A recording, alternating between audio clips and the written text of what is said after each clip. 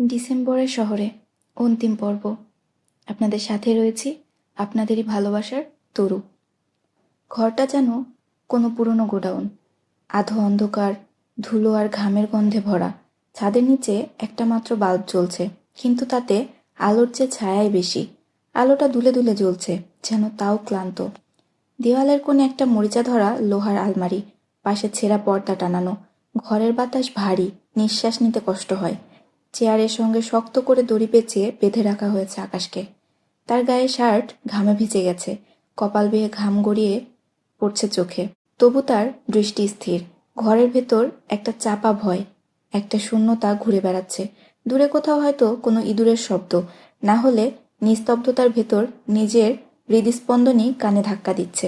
আকাশ বুঝতে পারছে তাকে কে এখানে এভাবে ধরে এনেছে এবং কেন এনেছে, কিন্তু সে এখন এসব নিয়ে ভাবতে চায় না। এখন ছুটে গিয়ে সে নীলার কাছে যেতে চায়। নীলা কেমন আছে, নীলার কি অবস্থা সে জানে না। নিহার সঙ্গে তার আর যোগাযোগ হয়নি। এভাবে মেসেজ দিয়ে নিহা নিরুদ্দেশ হয়ে গেল কেন সে বুঝতে পারছে না। নীলার কিছু হয়ে যায়নি তো? এমন ভাবনায় আকাশের চোখ বেয়ে নেমে আসে অশ্রু। আকাশ মরিয়া হয়ে দড়ি টানতে লাগলো। যতই চেষ্টা করে, দড়িটা যেন আরো শক্ত হয়ে তার শরীরে জড়িয়ে ধরছে। হাতের কবজিতে দড়ির ঘর্ষণে চামড়া উঠে গেছে, লালচে জায়গাগুলো থেকে রক্ত ঝরছে টুকটুক করে। ব্যথায় তার হাত জ্বলছে, কিন্তু সে থামছে না। তার নিঃশ্বাস ভারী হয়ে উঠেছে, বুক ওঠানামা করছে দ্রুত ছন্দে। তবুও সে চেষ্টা চালিয়ে যাচ্ছে, যেন দড়ি নয়, নিজের দুর্ভাগ্যটাকেই ছিঁড়ে ফেলতে চাইছে। তার সঙ্গেই কেন বারবার এমন হয়? আর প্রতিবার কেন তার বড় ভাই নীলা ও তার মাঝে চলে আসে সে বুঝতে পারছে না। রক্ত মেঝেতে পড়ছে ধীরে ধীরে, ছোট ছোট দাগ হয়ে। ঘরের ভারী গরম বাতাসে রক্তের কাঁচা গন্ধ ছড়িয়ে পড়ছে, কিন্তু আকাশের চোখে সেই ব্যথার ছায়া নেই। তাকে এখানে কখন এনেছে? এখন কটা বাজে? এসব আকাশ জানে না। এখানে দিনের আলো যে ঢোকে না, তার সেটা বুঝতে বাকি রইল না।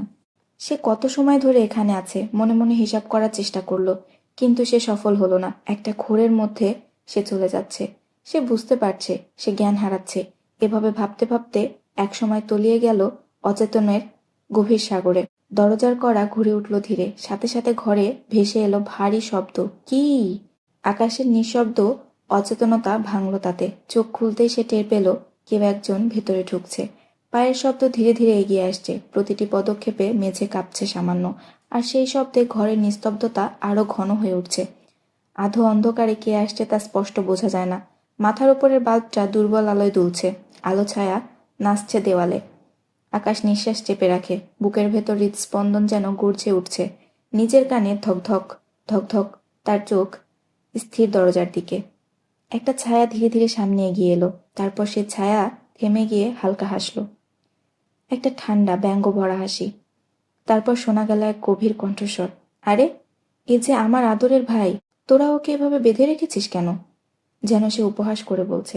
কণ্ঠে মায়া আছে, কিন্তু সে মায়া অস্বস্তিকর, যেন মিথ্যা হাসির আড়ালে লুকিয়ে আছে কোনো অন্ধকার উদ্দেশ্য।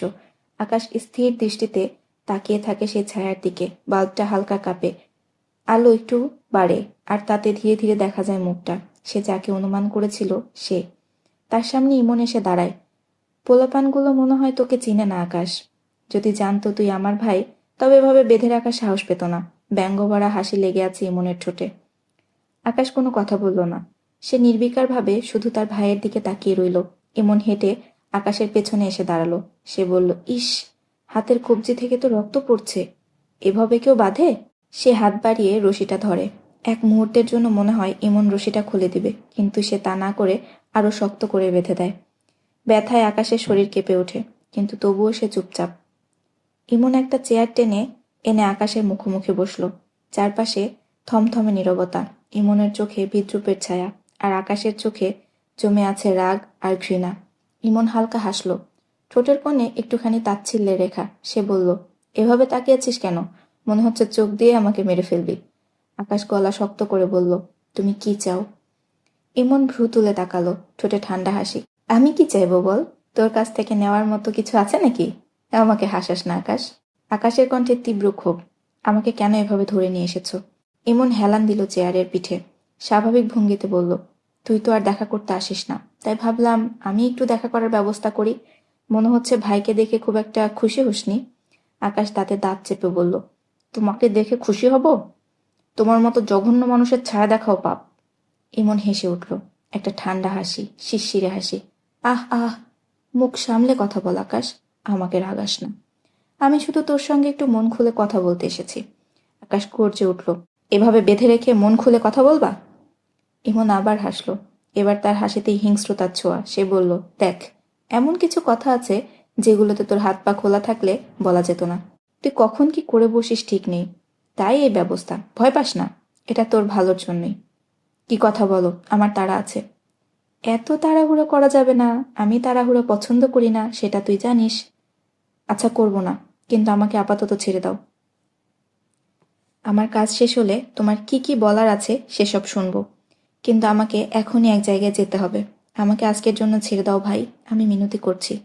এটা তো সম্ভব না আকাশ, এখানে যারা আসে তারা দ্রুত ফিরে যায় না। প্লিজ ভাই, 1 ঘন্টার জন্য হলেও আমাকে ছাড়ো, তারপর তোমার যা ইচ্ছে করো। আমাকে দেখে কি বোকা মনে হয়? তুই কি করে ভাবছিস তোকে আমি ছেড়ে দিব? বোকার মতো কথা তোকে মানায় না আকাশ। আমি সত্যিই বলছি, আমি নিজে আবার এখানে ফিরে আসব, কথা দিচ্ছি। হাসপাতাল ছাড়া আমি আর কোথাও যাব না, আমি কাউকে খবরও দিব না। আমি শুধু একবার নীলার সঙ্গে দেখা করতে চাই, দেখা শেষে সোজা চলে আসবো এখানে। তারপর তোমার যত কথা আছে আমি সব শুনবো, প্লিজ, দয়া করো। ইমন দীর্ঘশ্বাস ফেলে কিছুক্ষণ চুপ করে রইল, তারপর ধীরে ধীরে মাথা নাড়ল, মুখে এক রকমের তাচ্ছিল্য ভরা হাসি। সে ধীরে বলল, তুই নীলার কাছে যেতে চাস, তাই না? আকাশ চোখ নিচু করল, তারপর দৃঢ় কণ্ঠে বলল, হ্যাঁ, আমি শুধু একবার ওকে দেখতে চাই। তারপর তুমি যা চাও তাই হবে, আমি প্রতিশ্রুতি দিচ্ছি। পালানোর কোনো চেষ্টা করব না। ইমন ধীরে ধীরে উঠে দাঁড়ালো, কয়েক পা হেঁটে গিয়ে দূরে দাঁড়ালো, তার কণ্ঠে ঠান্ডা বিদ্রুপ। তুই জানিস, আমি সবচেয়ে বেশি ঘৃণা করি প্রতিশ্রুতিকে। মানুষ প্রতিশ্রুতি দেয় শুধু ভাঙার জন্য। তারপর হঠাৎ ঘুরে দাঁড়িয়ে আকাশের দিকে তাকালো, চোখে জ্বলছিল কেমন এক অদ্ভুত আগুন। সে বলল, মিম কোথায়? ভাবি আবার কোথায় থাকবে, হয়তো বাসায় আছে। তুই কি আমার সাথে মজা করছিস? এত ভালো অভিনয় কবে শিখলি? তুমি কি বলছো আমি বুঝতে পারছি না।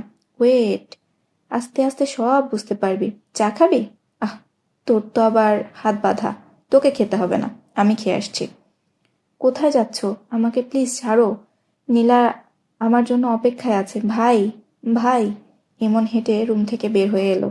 বাইরে এসে সে একটু এগিয়ে গিয়ে থমকে দাঁড়ালো। চারদিকে ছড়িয়ে ছিটিয়ে লোকজন পড়ে আছে। কেউ চেয়ারেই হেলান দিয়ে ঘুমাচ্ছে, কেউ মেঝেতে আধশোয়া। তার ভ্রু কুঁচকে গেল, এরা সবাই ঘুমাচ্ছে কেন? একটু আগেও সবাইকে সজাগ দেখে গেল। ইমনের রাগে মাথার রগ ফুলে উঠেছে। সে আশেপাশে কেউ আছে কিনা খোঁজার চেষ্টা করলো, কাউকে না পেয়ে সে গলা উঁচু করে ডাকলো, রায়হান, রায়হান। কোনো সাড়া নেই, কেবল দূরে কোথাও একটা পাখির আওয়াজ আর বাতাসে জানালার কাছ কেঁপে ওঠার শব্দ। ইমন আবার ডাকলো, এবার আরো জোরে, এই রায়হান, শুনছিস না? তবু নিস্তব্ধতা। সে খোঁজাখুঁজি করে রায়হানকে খুঁজে বের করলো। তার কাছে গিয়ে রায়হানের কাঁধে হাত রাখতে সে লক্ষ্য করলো লোকটা গভীর ঘুমে তলিয়ে আছে, অস্বাভাবিক রকমের। মুখটা নিস্তেজ, নিঃশ্বাস ধীর। ইমন এক ধাপ পিছিয়ে গেল, তারপর নিচু স্বরে গালি দিয়ে ফিসফিস করলো, চুলোয় যাক, নেশা করেছে নিশ্চয়ই, শালা ঘুমে মরেও না। সে চারপাশে তাকিয়ে দেখল, বাকিরাও একই অবস্থা, সবাই যেন একসঙ্গে কোনো ঘোরে ঢলে পড়েছে। ইমন দাঁতে দাঁত চেপে বলল, নেশা কাটুক, সব কয়টাকে এমন শিক্ষা দিব যেন এক জনমেও না ভোলে। তার গলার স্বর ভারী হয়ে উঠল।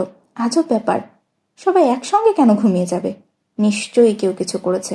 ইমনের মনে সন্দেহের জন্ম নিল, কিন্তু বেশিক্ষণ রইল না। এখানে আর কি আসবে? জায়গাটার খবর তো তারা ছাড়া কেউ জানে না। ঠিক তখনই দূর থেকে কাউকে হেঁটে আসতে দেখল সে। কাছে আসতেই চিনতে পারল বাবলু। ইমন রাগী কণ্ঠে বলল, এরা সবাই ঘুমাচ্ছে কেন? বাবলু মাথা নিচু করে ফেলে। কি হলো, উত্তর দিচ্ছিস না কেন? রায়হান ভাই গতকাল রাইতে নতুন একটা ড্রাগ লইয়া আইছে, এটা খাইলে নাকি অন্য জগতে চইলা যাওয়ান যায়। রাগে ইমনের চোখ লাল হয়ে উঠেছে। সে বলল, আমার জন্য 1 কাপ চা নিয়ে আয়, মাথাটা ভীষণ ব্যথা করছে, চিনি ছাড়া আনবি। আচ্ছা ভাই। ভাই? আমি তোকে ভাই বলতে বারণ করছি না, আমি তোর ভাই না, আমাকে স্যার বলবি, বুঝছিস? বুঝছি স্যার। গুড, এখন যা। বাবলু দ্রুত পায়ে হেঁটে চলে যায়, কিন্তু ইমনের রাগ আরও বাড়ে। বাবলুকে দেখলেও কেন জানি তার রাগ দ্বিগুণ বেড়ে যায়। ঝাড়জ ভাই বলে? ইমন জানে না, কিন্তু মনে মনে বাবলুর জন্য একটা বিষয় সে আগেই ভেবে রেখেছে। আজ সেটা করার মোক্ষম সময়। ইমনের চোখে এক অদ্ভুত জলজলে আগুন ফুটে উঠল, আর মুখে ধীরে ধীরে ফিরে এলো সে ভয়ঙ্কর শীতল হাসি। ইমন ফিরে এলো আকাশের কাছে। সে এসেই বলল, মিম কোথায়? আমাকে দ্রুত বলে দে আকাশ, আমি জানি না।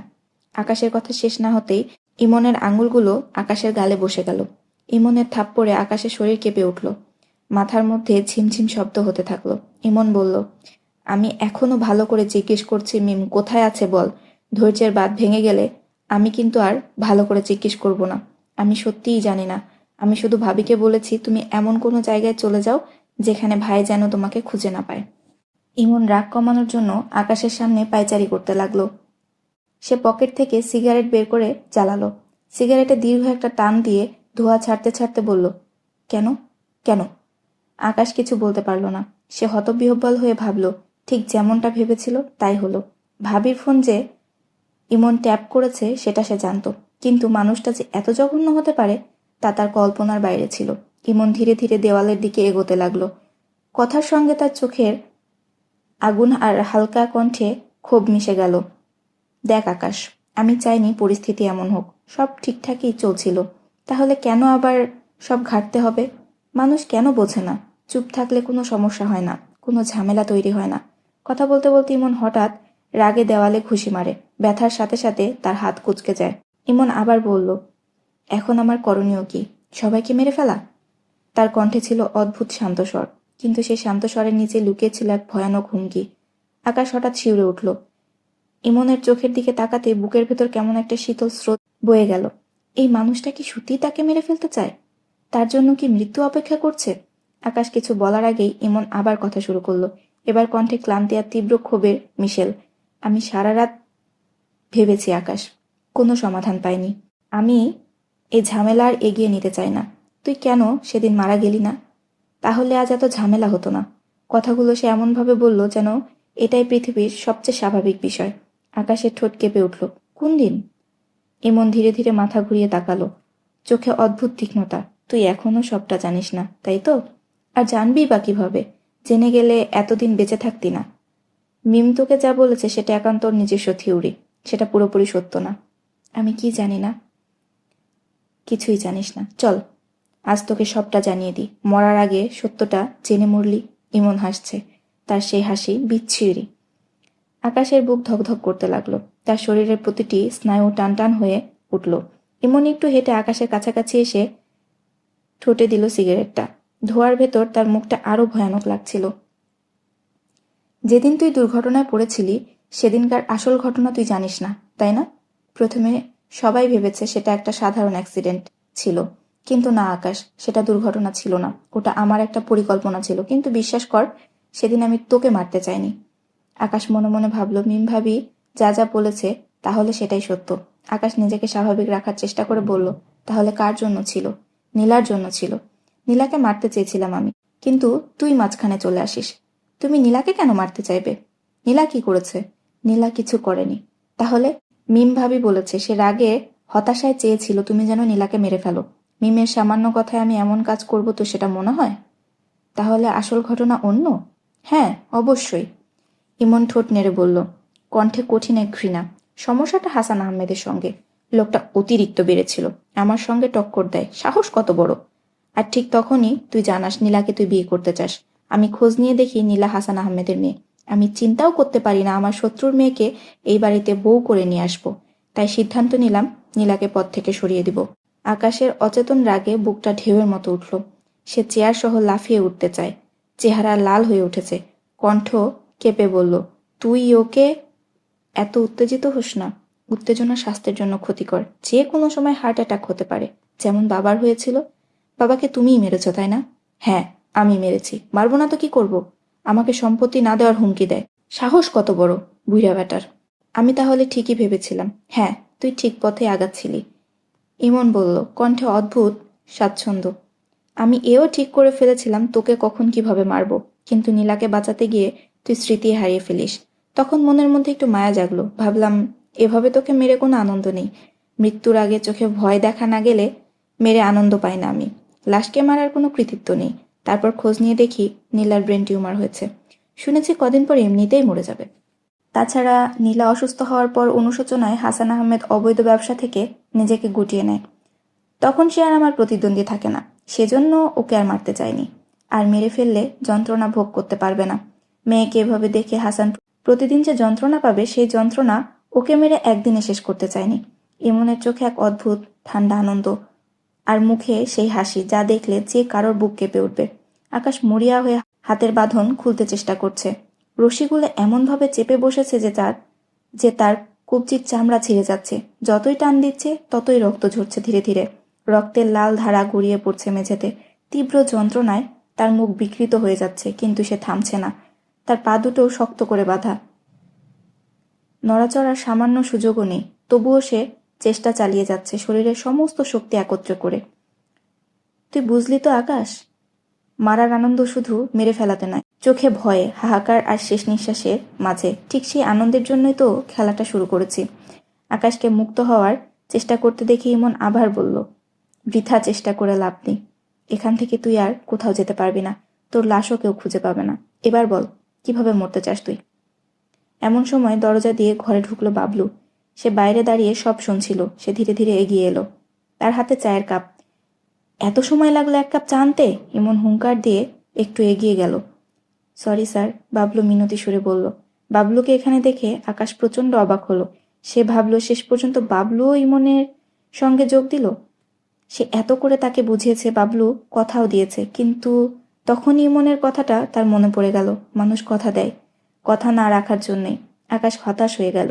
চায়ে চুমুক দিতে ইমনের মেজাজ আরও খারাপ হয়ে গেল। সে বাবলুর গালে চড় বসিয়ে দিয়ে বলল, ঠান্ডা চা নিয়ে আসছিস কেন? বাবলু মাথা নিচু করে বলল, আস্তে আস্তে ঠান্ডা হয়ে গেছে। ইমন অন্য গালে আরেকটা চড় বসিয়ে দিল। মুখে মুখে তর্ক করতে বারণ করছি না? আর এমন হবে না। আচ্ছা তুই যা। আকাশ বিস্ময়ে তাকিয়ে রইল সামনে ঘটে যাওয়া দৃশ্যটার দিকে। বাবলুকে ইমন চড় মারল একটার পর একটা। শব্দে ঘরটা যেন কেঁপে উঠছে।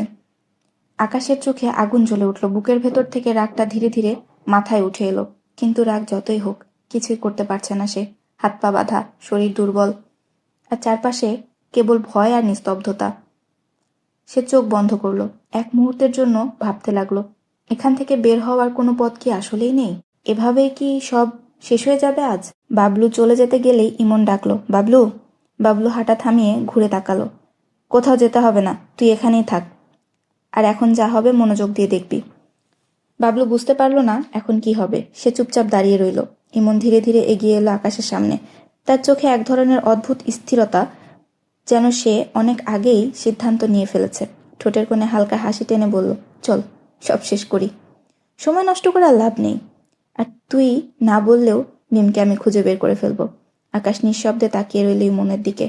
তার বুকের ভেতর ভয়, রাগ, অসহায়ত্ব সব একসাথে মিশে এক অনুভূতি তৈরি করেছে। সে জানে কিছু একটা ঘটতে যাচ্ছে, খুব ভয়ঙ্কর কিছু। ইমন ধীরে কোমরের দিকে হাত বাড়ালো, তারপর বের করলো একটা চকচকে ধারালো চাকু। মৃদু আলোয় চাকুর ফলাটা এমন ঝলমল করছিল যেন সেটাই মৃত্যুবার্তা বহন করছে। ইমন চাকুর ধারটা আঙ্গুলের সঙ্গে ঘষে দেখল। তারপর শয়তানি হাসি হেসে আকাশের দিকে ঝুঁকল। সে বলল, ধার ঠিক আছে কিনা পরীক্ষা করে নিয়ে আগে। কথা শেষ না হতেই সে ধীরে চাকুর ফলাটা আকাশের গালে টেনে দিল।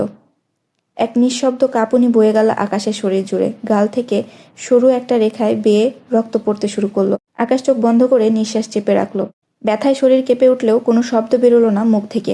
ইমন সেটা দেখে আরও হাসলো, একটা ঠান্ডা হিংস্র হাসি। বাবলু দূর থেকে সব দেখছে, কিন্তু সে কোনো প্রতিক্রিয়া দেখাচ্ছে না। এটাই যেন হওয়ার ছিল। ধার ঠিক আছে, এবার তাহলে আসল কাজটা শুরু করা যাক, বলেই সে চাকুর ফলাটা আকাশের সামনে তুলে ধরে। সে যেই মুহূর্তে আকাশের বুকে চাকু ঢুকিয়ে দিবে, তখনই ঘটে গেল অন্য ঘটনা। ইমন হঠাৎ অনুভব করলো তার পিঠে কেউ চাকু ঢুকিয়ে দিয়েছে। সে চমকে ঘুরে তাকালো। সে কিছু করার চেষ্টা করতে যাবে, তখনই মাথা ঝিমঝিম করতে শুরু করলো। দৃষ্টিশক্তি ধীরে ধীরে ম্লান হয়ে আসছে, ক্রমশ অবশ হয়ে যাচ্ছে শরীর। নিজের অজান্তেই সে পড়ে গেল, যেন দাঁড়িয়ে থাকার মতো পর্যাপ্ত শক্তি নেই তার শরীরে। সামনের দৃশ্য দেখে ইমন থমকে গেল। বাবলু দাঁড়িয়ে আছে তার ঠিক সামনে, চোখ শীতল, মুখে কোনো অনুভূতি নেই। সে চোখে যেন সে তার নিজের প্রতিচ্ছবি দেখছে, একটি ভয়ঙ্কর প্রতিবিম্ব। ইমন হঠাৎ বুঝল বাবলু নিশ্চয়ই কিছু মিশিয়েছে চায়ের সঙ্গে। হঠাৎ ঘুমিয়ে পড়া বা দুর্বলতার এই অনুভূতিটা সেই কারণে। রাগে চোখ লাল হয়ে উঠেছে, কিন্তু শরীর অবশ হয়ে যাওয়ায় কোনো কাজ করতে পারছে না। সে যেন বন্দী হয়ে গেছে নিজেরই শরীরে। হাত পা টানতে থাকলো, কিন্তু সেগুলোর কোনো প্রতিক্রিয়া নেই। হঠাৎ বাবলু ধীরে ধীরে ঝুঁকে এসে ইমনের দিকে তাকালো। চোখে অদ্ভুত এক স্থিরতা, রাগ ও ক্ষোভ। ইমন এই চোখ চিনে, এই চোখের অর্থ তার কাছে পরিষ্কার। বাবলু হাসি থামছিল না, হাওয়ার সঙ্গে তার খিলখিলানি বাড়ছে, যেন সেই হাসিতেই তার সকল কষ্ট আগ্নেয়গিরির ধোঁয়ার মতো ঘর ভর্তি ছড়িয়ে যাচ্ছে। চোখগুলো শীতল, কিন্তু ভেতরটা আগুনে পোড়া। তার চোখের সামনে তার মায়ের মুখ ভেসে উঠেছে, তার মায়ের গলা, মায়ের আর্তনাদ, সবাই যেন তাকে কানে কানে বলছে, বাবলু, আমার হত্যার বিচার কর, আমার বিচার কর। বাবলুর প্রতিটি অস্বাভাবিক হাসিতে লুকিয়ে আছে তার পুরনো ক্ষত। কতটা নিষ্ঠুরভাবে তার চোখের সামনে তার মায়ের জীবন ছিনিয়ে নেওয়া হয়েছিল। সে সেই দৃশ্য একদিনের জন্যও ভোলেনি। সে এই দিনের অপেক্ষায় বেঁচেছিল। আকাশ জোরে চেঁচিয়ে বলল, বাবলু, বাবলু। কিন্তু বাবলু যেন অনবরত অন্য এক জগতে হারিয়ে গেছে। তার কণ্ঠ থেকে ভেসে ওঠে, মা, তুমি কি দেখছো? আমি তোমার হত্যার প্রতিশোধ নিতে চলেছি। বাবলু, এটা করিস না, তুই তোর জীবনটা এভাবে নষ্ট করিস না, আকাশ এক নাগাড়ে বাবলুকে বলে গেল। বাবলুর চোখে তখন রক্ত টকবক করছে। সে কাঁপা কাঁপা কণ্ঠে বলল, ভাইজান, আপনি জানেন না, আপনি কিছুই জানেন না। এই জানোয়ারটা আমার মায়ের বালিশ চাপা দিয়ে মাইরে ফালাইছে। আমি জানালার ফাঁক দিয়ে সব দেখছি ভাইজান, নিজের চোখে দেখছি, কিন্তু সেই দিন আমি কিছু করতে পারতেছিলাম না। হাত পা শিউরায় গেছিল আমার, বুকটা ফেটে যাচ্ছিল। বাবলু অঝরে কাঁদছে, আকাশের চোখেও পানি, ইমনের চোখে বিস্ময়। সে কল্পনাও করেনি এমন কিছু ঘটবে। সে ক্ষমতা পাওয়ার নেশায় অন্ধ হয়ে গেছিল। বাবলুর গলা কাঁপছে, চোখ দিয়ে গড়িয়ে পড়ছে অশ্রু। আমি আমার মায়েরে বাঁচাইতে পারি নাই ভাইজান, কিছু করতে পারি নাই। সেই দিন নিজেরে শপথ দিছিলাম, যাই হোক, মরলেও হোক, আমি এই জানোয়ারে ছাড়ুম না, কোনো দিন না। আমি আমার মায়েরে ন্যায় ন্যায় বিচার দিমু, নিজের হাতে দিমু। বাবলুর চোখ তখন জ্বলে উঠেছে, ভারী হয়ে আসছে গলা, শব্দের সঙ্গে মিশছে কান্নার ক্রোধের কাঁপুনি। সেই মনের দিকে এগিয়ে যেতে যেতে বলল, এই জানোয়ারটা মারছে আমার মায়েরে ভাইজান, আজ আমি ওরে আর নিঃশ্বাস লইতে দিমু না। কথাটা বলেই বাবলুর চোখে এক পলকের ঝলকানি। মুহূর্তের মধ্যে সে হাত তুলে ইমনের গলার মাঝ বরাবর ধারালো চাকুটা সোজা চালিয়ে দিল। 1, 2, 3। কতবার চাকু চালালো তার হিসাব আর রইল না। বাবলু যেন উন্মাদ হয়ে উঠেছে, তার চোখে শীতল একটা ক্রোধ। ইমন থরথর করে কেঁপে উঠল, তার মুখে জমে রইল অবিশ্বাসের ছাপ, চোখ বড় বড় হয়ে রইল বাবলুর দিকে তাকিয়ে। কয়েক সেকেন্ডের মধ্যে তার নিঃশ্বাস থেমে গেল। বাবলুর হাত কাঁপছে, বুক ধরফর করছে, কিন্তু তার মুখে কোনো অনুতাপ নেই, শুধু এক ধরনের নিস্তব্ধ পাগলপাড়া শান্তি। রক্তে ভেজা চাকু হাতে দাঁড়িয়ে সে ফিসফিস করে বলল, মা, তোর বিচার হয়েছে মা, আজ আমি তোর বিচার করছি। বাবলু অঝরে কাঁদছে, ঠিক ছোট্ট বাচ্চার মতো হাউমাউ করে। বুক ফেটে কান্না বেরিয়ে আসছে ভেতর থেকে। শব্দটা এমন করুণ, এমন হাহাকারে ভরা যে দেওয়ালের ভেতরও যেন প্রতিধ্বনি হচ্ছে সেই কান্নার। সে দুহাত দিয়ে মুখ ঢেকে হাপুস নয়নে কাঁদছে। শব্দের ফাঁকে ফাঁকে ভেসে আসছে অস্পষ্ট কিছু কথা। আমি পারি নাই মা, তোরে সেই দিন বাঁচাইতে পারি নাই, আমারে মাফ কইরো মা। বাবলুর কাঁধ কাঁপছে, বুক ওঠানামা করছে প্রবলভাবে। তার চোখ থেকে গড়িয়ে পড়া অশ্রু মাটিতে পড়ছে। রক্তের দাগের সঙ্গে মিশে এক ভয়ঙ্কর ও বেদনাময় দৃশ্য তৈরি হয়েছে। আকাশ নিঃশব্দে তাকিয়ে আছে তার দিকে। বাবলুর এমন অসহায় অবস্থা দেখে তার বুকের ভেতরটা মোচড় দিয়ে উঠল, চোখের কোণে জ্বালা ধরে গেল। আর এক মুহূর্তের মধ্যেই সে আর নিজের কান্না ধরে রাখতে পারল না, তার চোখ দিয়েও জল গড়িয়ে পড়ল। দুজন মানুষের কান্না তখন এক হয়ে ভেসে যাচ্ছে নীরব ঘরটার ভেতর। বাবলু একটু স্বাভাবিক হতে সময় নিল। প্রতিশোধের ঘোর কেটে যেতেই তার চোখ গিয়ে থামল ইমনের নিথর দেহে। মুখটা ফ্লোরের দিকে হেলে আছে, চোখ দুটো অর্ধ খোলা, আশপাশ রক্তে ভিজে লাল, বাতাসে রক্তের ধাতব গন্ধ। বাবলুর মুখে, গালে, ঠোঁটে রক্তের ছোপ লেগে আছে। তার হাতে তখনও রক্ত ভেজা চাকুটা চকচক করছে মৃদু আলোয়। হঠাৎ বাবলুর শরীর কেঁপে উঠল, তার বুকের ভেতর মোচড় মেরে উঠল ভয়, অনুশোচনার অবিশ্বাসের মিশ্র এক অনুভূতি। প্রতিশোধের আগুনটা নিভে গিয়ে জায়গা নিল এক অজানা শূন্যতা। আকাশ ধীরে ধীরে বলল, বাবলু, এখন শান্ত হ, ঘাবড়ে যাস না। বাবলু হঠাৎই চোখ তুলে তাকালো আকাশের দিকে, তার দৃষ্টি স্থির। তারপর ধীরে ধীরে এগিয়ে গিয়ে আকাশের বাঁধন খুলে দিল। দড়ির ফাঁস থেকে হাত ছুটতে আকাশের কবজি থেকে শুকনো রক্তরেখা দেখা গেল। জমাট রক্তের গন্ধে বাতাস আরো ভারী হয়ে উঠল। চারপাশে একটা ভৌতিক নীরবতা, বাতাসও যেন স্থির হয়ে গেছে। দেওয়ালের কোণে টিমটিমে বাল্বটা দপদপ করছে, আলোটা পড়ছে ইমনের মুখে। ছায়া আর আলো মিশে যেন এক ভয়াবহ দৃশ্য তৈরি করেছে। বাবলু চুপচাপ দাঁড়িয়ে আছে, তার হাতে এখনো রক্তমাখা চাকু, মুখে ফ্যাকাশে ছায়া, আকাশ একবার তাকালো তার দিকে, তারপর নিচু গলায় বলল, চল, এখানে থাকা ঠিক হবে না। বাবলু চুপচাপ দাঁড়িয়ে রইল। আকাশ তাকে তাড়া দিলে সে নড়ল না, বাবলু নড়ল না, নিঃশব্দে দাঁড়িয়ে রইল, যেন কেউ তার পায়ের নিচে শিকল বেঁধে দিয়েছে। আকাশ আবার তাড়া দিল, বাবলু, দেরি করিস না, এখনই বের হতে হবে, যে কোনো সময় বিপদ। আপনি যান আকাশ ভাই, আমি আর যাবো না কোথাও। আকাশ বিস্মিত হয়ে তাকালো, এসব কি বলছিস তুই? এখন এখানেই থাকবি? না ভাইজান, আমি যাবো না। আমি যা করছি তার সাজা আমারও পাইতে হইব।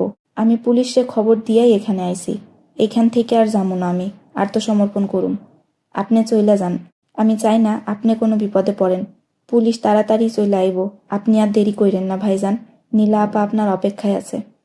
নীলার কথা তুই জানিস? আমি সব জানি ভাইজান, আমারে ছোট ভাইবেন না, আমি আর ছোট নাই, আমি এই দিকটা সামলাই লইতে পারুম, আপনি প্লিজ চইলা যান, আমার অনুরোধ। বাবলুর কথা শুনে আকাশ প্রচণ্ড অবাক হলো। সে বড়দের মতো কথা বলছে। বাবলু কবে এভাবে বড় হয়ে গেল সে বুঝতে পারছে না। আকাশ ভাবল, দুঃখ মানুষকে দ্রুত বড় করে তোলে, পরিস্থিতি মানুষকে বুঝতে শেখায়, বাস্তবতা মানুষকে শক্ত করে তোলে। আকাশ আর কিছু বলল না। শেষবারের মতো বাবলুর মুখের দিকে তাকিয়ে সে ধীরে ধীরে ঘুরে দাঁড়ালো। দরজার দিকে পা বাড়ানোর সময় পেছনে তাকিয়ে দেখলো বাবলু স্থির হয়ে বসে আছে, চোখ তার মাটিতে গেঁথে আছে, পাশে ইমনের নিথর দেহ। গুদাম ঘরের ভারী দরজাটা ঠেলে বাইরে আসতেই হালকা রোদ তার চোখে পড়ল। হঠাৎ আলোতে এসে চোখ ঝলসে উঠল। অনেকক্ষণ অন্ধকারে থাকার পর সে ভালো করে চোখ মেলতে পারল না। হাত দিয়ে চোখ ঢেকে কিছুটা সময় নিয়ে ধীরে ধীরে আলোর অভ্যস্ত হলো। ভালো করে চোখ মেলে তাকাতেই সে দেখল সবাই বেহুশ হয়ে ছড়িয়ে ছিটিয়ে শুয়ে আছে, কেউ মুখ নিচু করে, কেউ আধো শোয়া অবস্থায়। আকাশ থেমে গেল, তার চোখে বিস্ময় আর একরকম অবিশ্বাস ফুটে উঠল। সে ফিসফিস করে বলল, পুরো কাজটা বাবলু করেছে একা? আকাশের যেন বিশ্বাস হচ্ছে না। সে মনে মনে ভাবল, অবিশ্বাস্য, এতটা পরিকল্পনা করে এত ঠান্ডা মাথায় বাবলু পুরো কাজটা করেছে। সে ধীরে ধীরে হাঁটতে লাগলো। মাটিতে পড়ে থাকা বেহুশ দেহগুলো পেরিয়ে এক মুহূর্তের জন্য তার বুকের ভেতর কেমন একটা হাহাকার জেগে উঠল। এসব কিছু তো চায়নি সে, কিন্তু যেভাবে ঘটনাগুলো ঘটেছে কোনো নিয়ন্ত্রণই যেন তার হাতে ছিল না। বাতাসে এখন সূর্যের গরম, কিন্তু আকাশের বুকের ভেতরটা ঠান্ডা হয়ে গেছে। সে মাথা তুলে সূর্যের দিকে তাকিয়ে ফিসফিস করে বলল, অন্ধকার থেকে আলোয় আসা মানেই মুক্তি নয়, কখনো কখনো আলোও চোখ জ্বালিয়ে দেয়।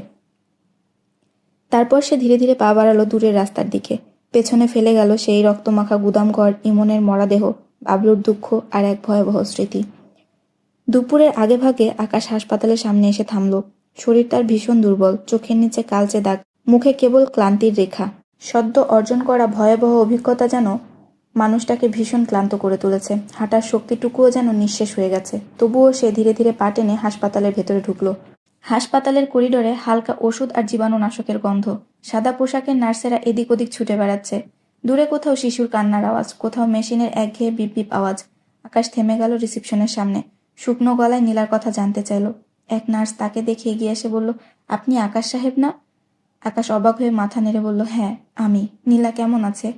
নার্সের মুখে একটুখানি দ্বিধা, তারপর সে কাতর কণ্ঠে বলল, নীলা ভোরের দিকে আমাদের সবাইকে রেখে না ফেরার দেশে চলে গেছে। আকাশের বুকের ভেতরটা যেন মুহূর্তে এক বিস্ফোরণে ফেটে গেল। ঝিমঝিম করতে লাগলো তার মাথা। চারপাশের শব্দগুলো কানে ঢুকছে, কিন্তু কিছুই ঠিকভাবে বুঝতে পারছে না। সে ফিসফিস করে বলল, আপনি নিশ্চয়ই মজা করছেন তাই না? নার্স ধীরে ডানে বামে মাথা নাড়ল, চোখে সহানুভূতির ছায়া। সে বলল, অপারেশনটা সফলই হয়েছিল। ডাক্তাররা সবাই ভেবেছিল নীলা বেঁচে যাবে, কিন্তু ভোরের দিকে হঠাৎই হার্টবিট থেমে যায়। কোনো কিছু করার সময়ই পাওয়া যায়নি। শেষের কথাগুলো আকাশের কানে আর ঠিকভাবে পৌঁছায় না। সে চেয়ে থাকে নার্সের দিকে, অচল নিস্তব্ধ পাথরের মতো। তার চোখে জল চলে এলো, ঠোঁট কাঁপছে। হাসপাতালের করিডোরে সাদা দেওয়াল যেন হঠাৎ আরও নিঃশব্দ, আরও ঠান্ডা হয়ে উঠল। নীলা এখন কোথায় আছে? ঘণ্টাখানেক আগে নীলাকে নিয়ে সবাই বাড়ির দিকে রওনা হয়েছে। আচ্ছা। আকাশ কথা শেষ করে ধীর পায়ে হাঁটা শুরু করলো।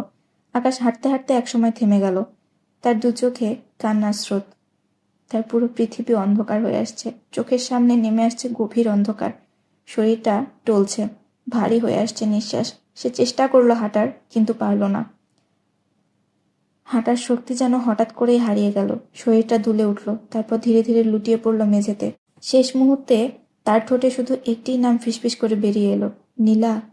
তারপরই সব আলো নিভে গেল। আকাশ হারিয়ে গেল গভীর এক অন্ধকারে।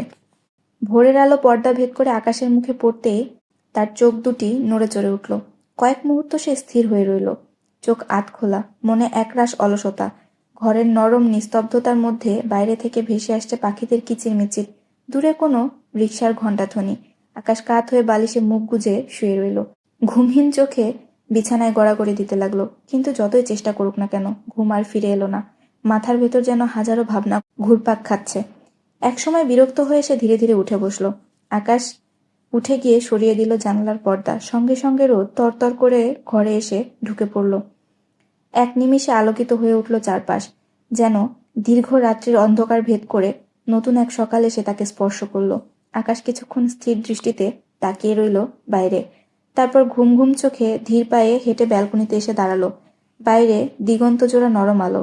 ঠিক তখনই একটা মৃদু বাতাস এসে তাকে ছুঁয়ে গেল।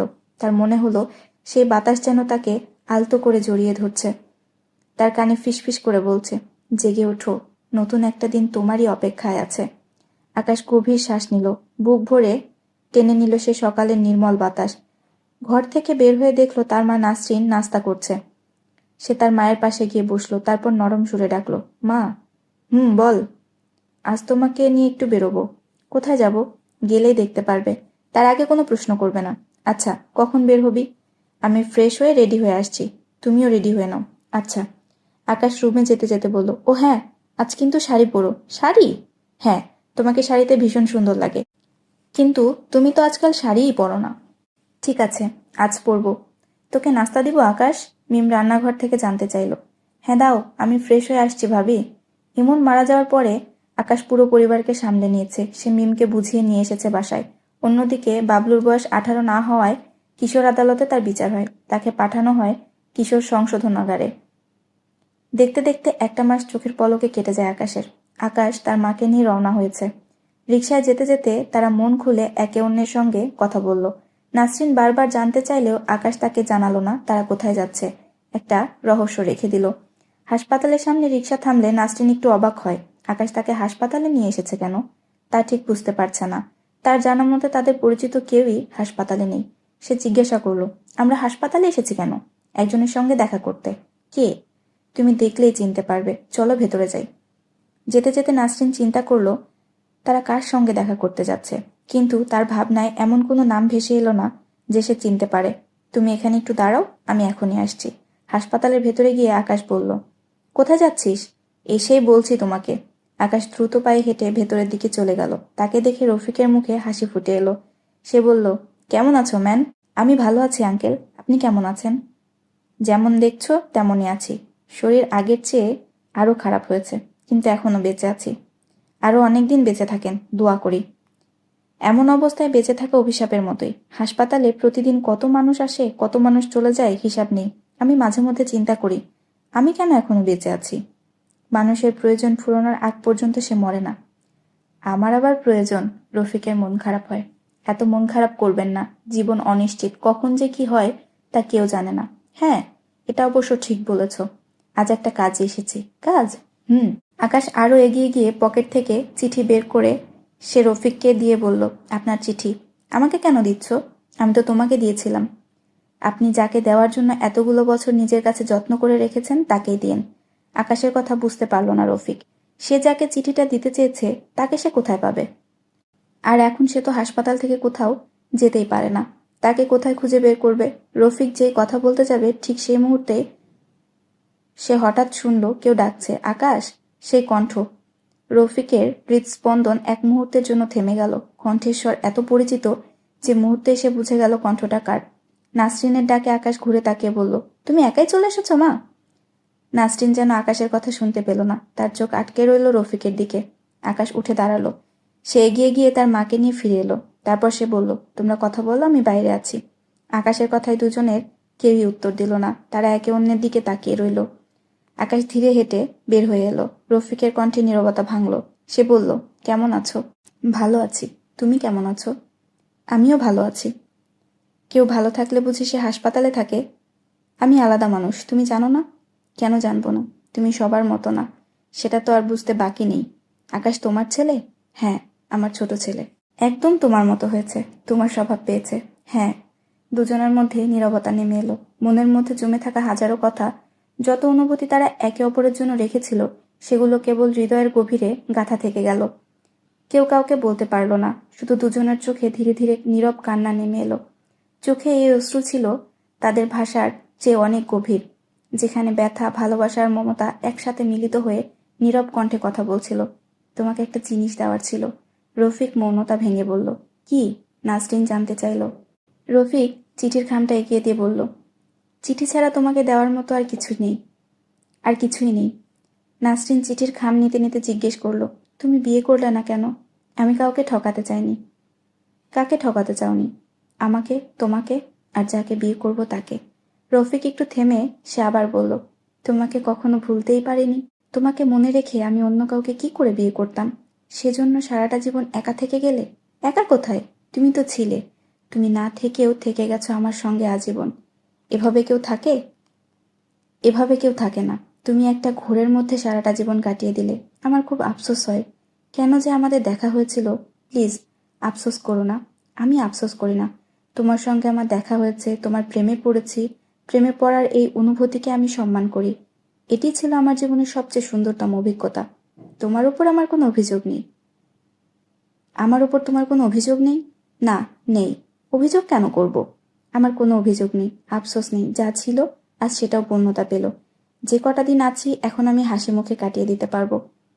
তোমাকে আমি এখনো বুঝি না। এত ভেবো না। জীবন সত্যিই সুন্দর। তাই জীবন নিয়ে কখনো আফসোস করো না। দুজনের মধ্যে আবারও নীরবতা নেমে এলো। সেই নীরবতা ভাঙল বিদায়ের সুরে। আমাকে যেতে হবে, আমি জানি। তুমি নিজের যত্ন নিও। তুমিও। নাসরিন উঠে দাঁড়ালো। সে একটু সময় দাঁড়িয়ে থেকে ধীরে হাঁটা শুরু করলো।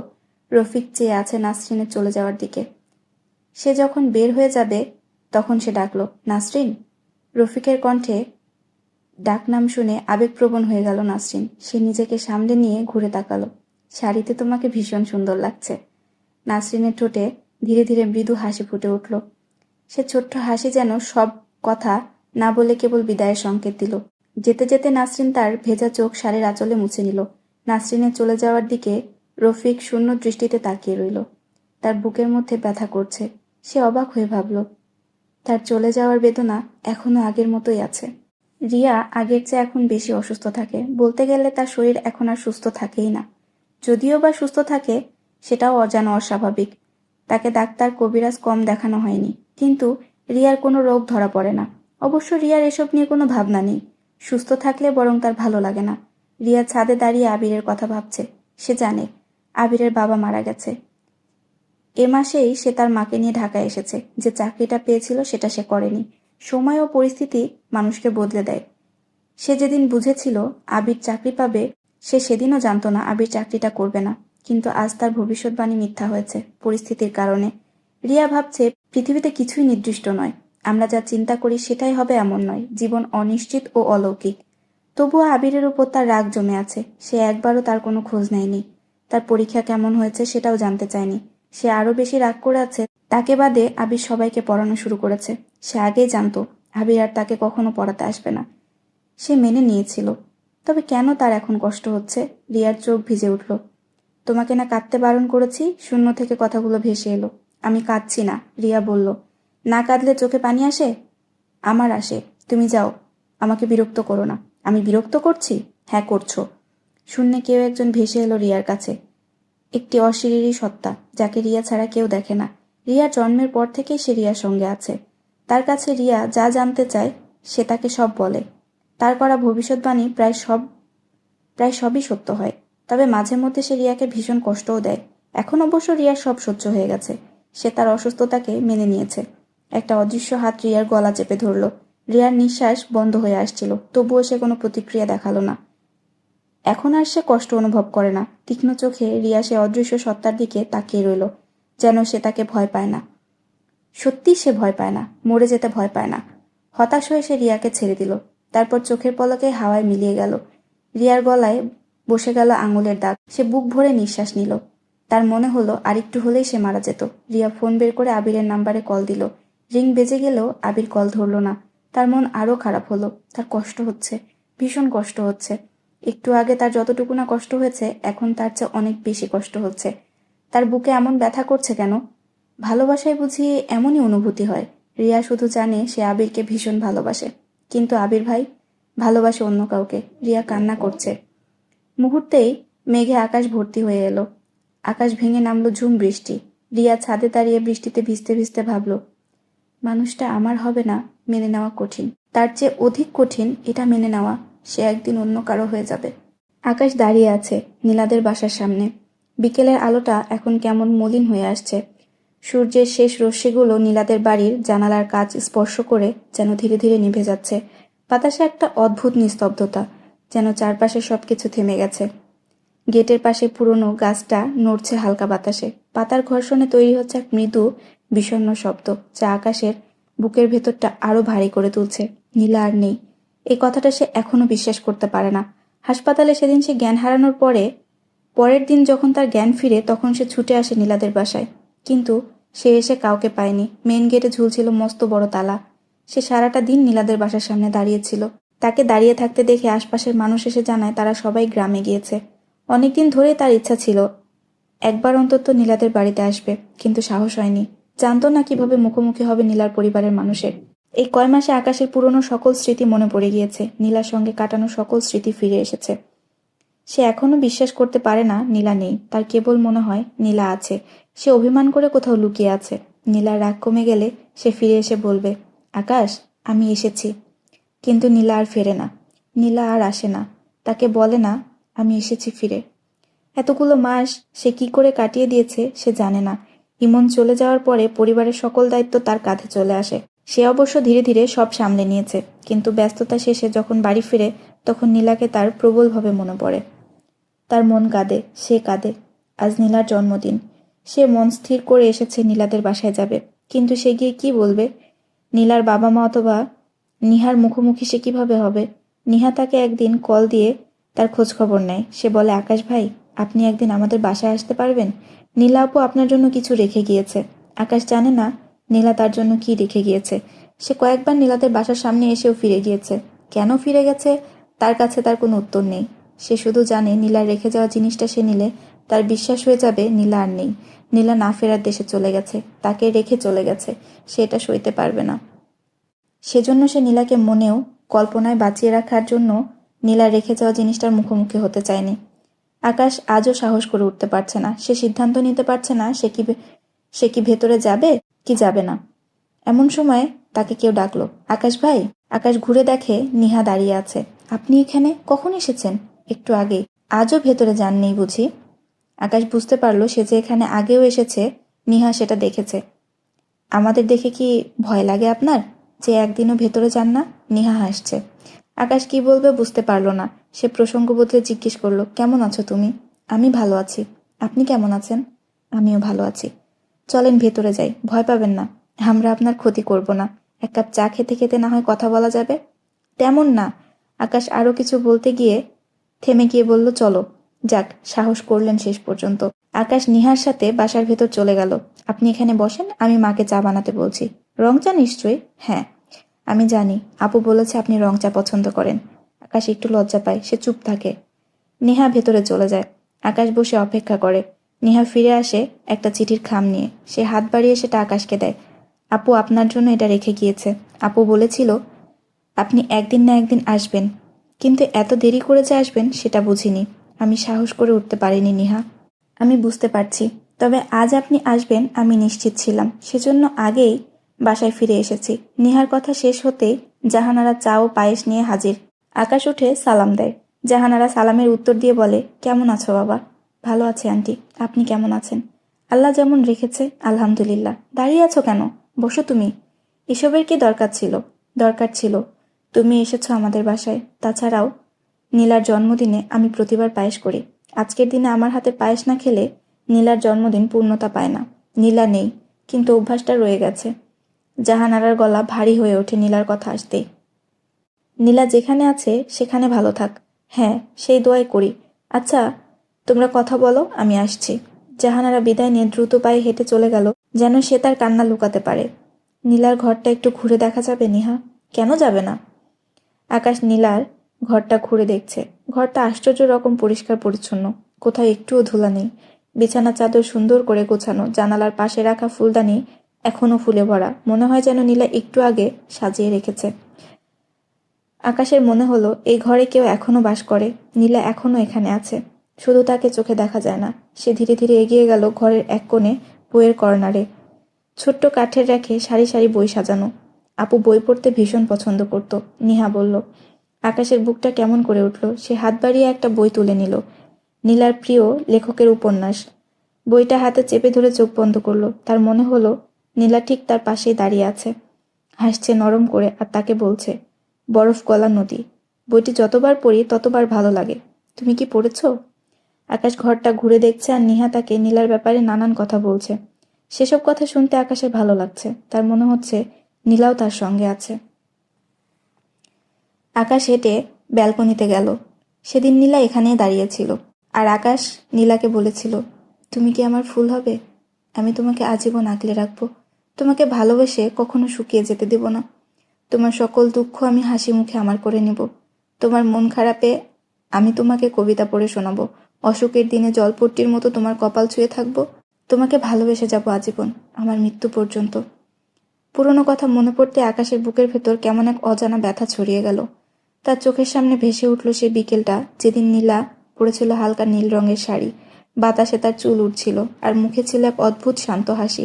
আকাশ তখনও বুঝে উঠতে পারেনি সেই হাসিটাই একদিন তার জীবনের সবচেয়ে প্রিয় স্মৃতি হয়ে থাকবে। সে ধীরে ধীরে ব্যালকনির রেলিংয়ে হাত রাখল। জায়গাটা আজও ঠিক তেমনই, ওই একই কোণে নীলার পায়ের চিহ্ন যেন রয়ে গেছে। তার চোখ থেকে অশ্রু গড়িয়ে পড়ল। সে আকাশের দিকে তাকিয়ে দেখল, দিগন্ত জুড়ে লাল আভা ছড়িয়ে পড়ছে। তার মনে হলো নীলা দূর থেকে তাকে দেখছে। সে বলল, আমার কথা ভেবে কেঁদো না আকাশ, তুমি কাঁদলে আমার খুব কষ্ট হয়। আকাশ চোখ মুছে সে নিহার থেকে বিদায় নিয়ে বের হয়। নিহা তাকে গেট পর্যন্ত এগিয়ে দেয়। সে চলে যাওয়ার আগ মুহূর্তে নিহা ডাকলো, আকাশ ভাই। বলো নিহা, নীলা আপু আপনাকে ভীষণ ভালোবেসেছিল। সারাটা সময় জুড়ে আপনাকে মনে করত, আপনার কথা বলতো। শেষ সময়ে এসে আপনাকে খুব করে দেখতে চেয়েছিল, আপনার সাথে কথা বলতে চেয়েছিল, কিন্তু আপুর শেষ ইচ্ছেটা পূরণ হলো না। আপনারও কোনো দোষ নেই, আসলে ভাগ্যে ছিল না হয়তো। নিহা একটু থামে। সে আবার বলে, আপনি আপুর উপর রাগ করবেন না। আপু চায়নি আপনি আপুকে অসুস্থ অবস্থায় দেখেন, আপুকে কষ্ট পেতে দেখেন। আপনার স্মৃতিতে আপুর এমন কোনো স্মৃতি রাখতে চাইনি যেখানে আপু অসহায় দেখায়। আপনি আপুকে ক্ষমা করে দিবেন প্লিজ। আকাশ কোনো কথা বলল না। নিহার কথা শেষ হওয়ার পরও সে কিছুক্ষণ চুপচাপ দাঁড়িয়ে রইল। তারপর নিঃশব্দে ঘুরে গেল, ধীর পায়ে হাঁটতে লাগলো অন্ধকার পথে। চারপাশে নেমে এসেছে রাতের গভীর নীরবতা, বাতাসে হালকা শীতলতা। আকাশের চোখের কোণ ভিজে উঠেছে। সে জানে না কতক্ষণ ধরে হাঁটছে। পকেটে হাত ঢুকিয়ে সে চিঠির খাম বের করলো। খামের ওপর সুন্দর হাতের লেখায় লেখা, আমার জন্মদিনের দিন খুলো। আবির টিউশনি শেষ করে বিকেলের দিকে বাতিঘরের দিকে এলো। বইয়ের লিস্ট দেখে দেখে সে বই খুঁজতে থাকলো। ঠিক তখনই পাশ থেকে পরিচিত কণ্ঠ শোনা গেল, আরে আপনি এখানে? চমকে উঠে আবির ঘুরে তাকালো। দেখলো মারিয়া দাঁড়িয়ে আছে, হাতে দুটো বই নিয়ে, মুখে চেনা হাসি, চোখে এক ধরনের মৃদু আলো। কেমন আছো? আবির বলল, ভালো আছি। আপনি কেমন আছেন? এই তো চলে যাচ্ছে দিন।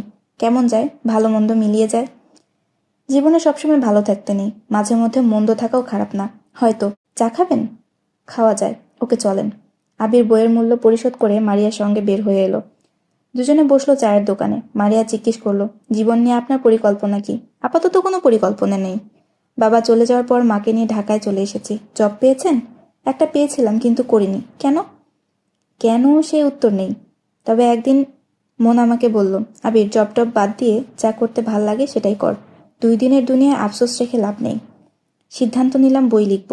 সামনের বইমেলায় বই প্রকাশ করার ইচ্ছে আছে। অভিনন্দন, এতদিন পর ভালো একটা সিদ্ধান্ত নিলেন। আমার জন্য কিন্তু 1 কপি রাখবেন। কেন রাখবো না? আর কে কিনবে আমার বই? যারা মোটামুটি চিনত লেখালেখি ছেড়ে দেওয়ার পর, তারাও ভুলে গেছে।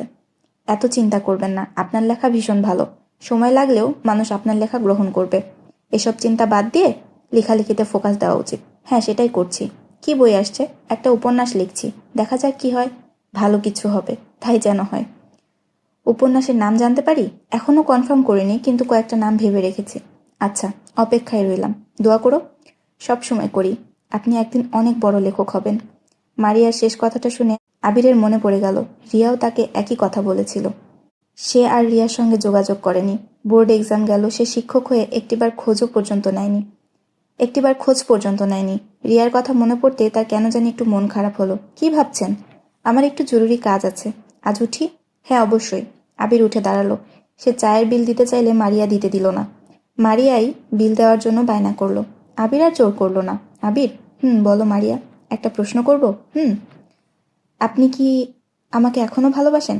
প্রশ্নটা শুনে আবির যেন মুহূর্তে থেমে গেল। বুকের ভেতর কিছু একটা কেঁপে উঠল। তোমার কি মনে হয়? আমি আপনাকে জিজ্ঞেস করেছি। কিছু প্রশ্নের উত্তরে মাঝে মধ্যে নীরব থাকা ভালো। আচ্ছা, সমস্যা নেই। আমাদের মন যা ভেবে সুখে থাকে সেটা ভাবাই ভালো। হ্যাঁ। কথা শেষ করে আবির বিদায় নিল। মারিয়া চুপচাপ দাঁড়িয়ে রইল। তার দুঃখ হচ্ছে না, বরং আবিরকে এভাবে দেখে তার ভালো লাগছে। অবশেষে সে তার সাধারণ জীবনে ফিরে গিয়েছে। মারিয়া মনে মনে নিজেকে নানা কথা বলে সান্ত্বনা দিলেও মন খারাপকে সে আটকে রাখতে পারল না। বাতাসের মতো যেন হুট করেই মন খারাপ তাকে আষ্টেপৃষ্ঠে জড়িয়ে ধরল। আবির রাতে বাসায় এসে দেখল আকাশ এসেছে।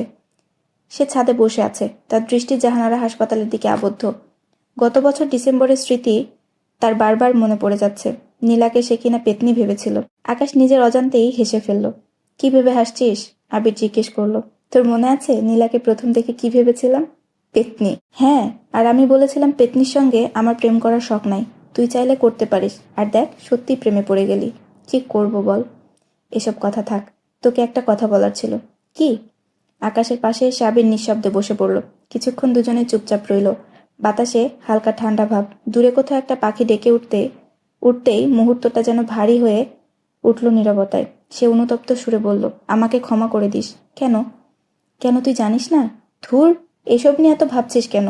তবুও আমি মন থেকে সরি আকাশ। আমি নীলাকে প্রতিজ্ঞা করেছিলাম তোকে ওর ব্যাপারে কোনোদিন কিছু বলবো না।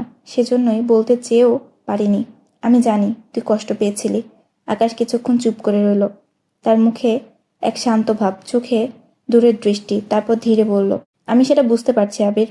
তুই কিছু ভুল করিসনি। যেদিন চলে গেছে সে সময় চলে গেছে, সেটা তো আর ফিরে আসবে না। এসব নিয়ে পড়ে থাকা অর্থহীন। তবুও আগে তুই বল, আমাকে ক্ষমা করেছিস? আকাশ হালকা হাসল।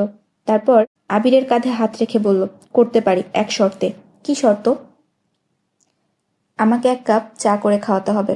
অনেকদিন তোর হাতে বানানো চা খাই না। আচ্ছা তুই থাক, আমি ফ্রেশ হয়ে একবারে চা বানিয়ে আসছি। আচ্ছা। আবির চলে গেলে আকাশ পকেটে হাত দিয়ে চিঠিটা বের করলো। সে এখনো চিঠিটা পড়েনি। নীলার শেষ কথাগুলো পড়তে যেমন ভয় লাগছে, তেমন সে না পড়েও থাকতে পারছে না। সে সাহস করে চিঠিটা খুলল। প্রিয় আকাশ, কেমন আছো? আমি ছাড়া যে তুমি ভালো নেই তা আমি জানি।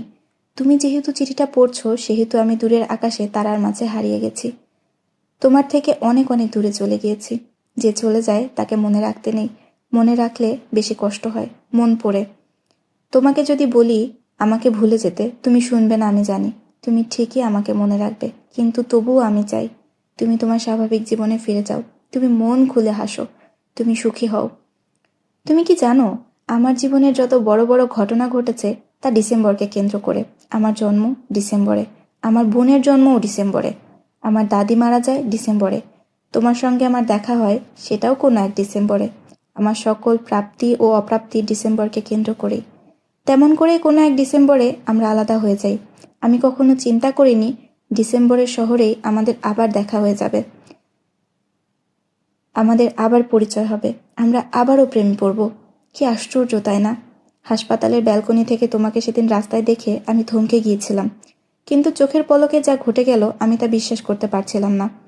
আমি কোনো কিছু না ভেবে দৌড়ে ছুটে আসি। তোমাকে রক্তাক্ত অবস্থায় রাস্তায় পড়ে থাকতে দেখে আমার পুরো পৃথিবী স্তব্ধ হয়ে যায়। আমি বুঝে উঠতে পারছিলাম না কি করব। তোমার বড় কোনো ক্ষতি হয়নি, সেটার জন্য খোদার কাছে আমি কৃতজ্ঞ। আমি সেদিন প্রচণ্ড ভয় পেয়ে গিয়েছিলাম। দ্বিতীয়বারের মতো তোমাকে হারিয়ে ফেলার ভয়ে বারবার কেঁপে উঠছিলাম। তোমাকে দেখে আমি লোভ সামলাতে পারিনি, বারবার তোমাকে দেখতে গিয়েছি। তোমার থেকে দূরে থাকতে পারিনি, সব সময় মন চাইতো তোমার পাশে গিয়ে বসে থাকতে। কিন্তু আমি কে? আমাদের যে সম্পর্ক ছিল সেটা আমি অনেক আগেই শেষ করে এসেছি। আমি জানি আমার ওপর তোমার অনেক অভিমান, অভিযোগ ও রাগ। আমি তোমাকে ওভাবে একা ফেলে চলে এসেছি। আমার সকল চিহ্ন মুছে ফেলেছি। তোমার অ্যাক্সিডেন্টের পরপরই আমি একদিন অজ্ঞান হয়ে যাই। এমন আগেও হয়েছে আমার সঙ্গে, কিন্তু কখনো সেভাবে গুরুত্ব দেইনি। কিন্তু ক্রমশ আমি আরও অসুস্থ হয়ে যাই।